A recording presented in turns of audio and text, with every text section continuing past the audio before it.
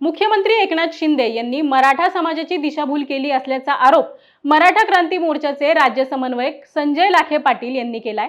जालन्यात त्यांनी पत्रकार परिषद घेत हे आरोप केले।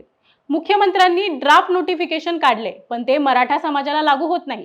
त्यामुळे मराठा आरक्षणाचा प्रश्न मिटला नसून मुख्यमंत्र्यांनी शिवरायांची खोटी शपथ घेतली आहे। त्यांनी हीच शपथ स्वातंत्र्यवीर सावरकरांसमोर घ्यावी असा खोचक टोमणा यावेळी लाखे पाटील यांनी मुख्यमंत्र्यांना लगावला। पुढील 2 दिवसात मराठा क्रांती मोर्चा आणि संघटनाची बैठक घेणार असून येत्या 17 तारखेपासून संभाजीनगर येथे उपोषणाला बसणार असल्याची माहिती सुद्धा यावेळी संजय लाखे पाटील यांनी दिली। आणि गुलाल उधळतायत की मराठा समाजाचे आरक्षणाचे प्रश्न मिटले, पण तो मराठा समाजाचा एक जबाबदार घटक म्हणून आमच्या अनेक मराठा समाजाच्या सामाजिक संघटनेचं हे मत आहे की मराठा समाजाचे आरक्षणाचे प्रश्न मिटलेले नाहीत, समाजाच्या शैक्षणिक सुविधेचे प्रश्न मिटलेले नाहीत।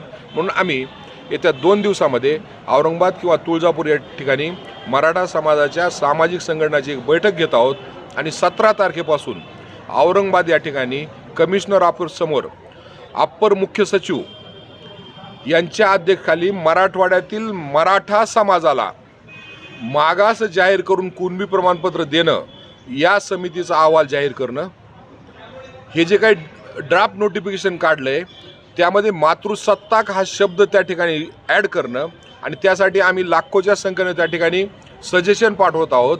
आणि मराठा समाजाच्या कुणबी नोंदीचा जो चुकीचा आणि खोटा आकडा माननीय मुख्यमंत्री सातत्याने सांगत आहेत, कारण की सामान्य प्रशासन विभागाचे मुख्य सचिव यांनी स्पष्ट सांगितलंय की न्यायमूर्ती संदीप शिंदे यांच्या कमिटीनंतर राज्यामध्ये 1,47,000 नोंदी मिळालेल्या आहेत।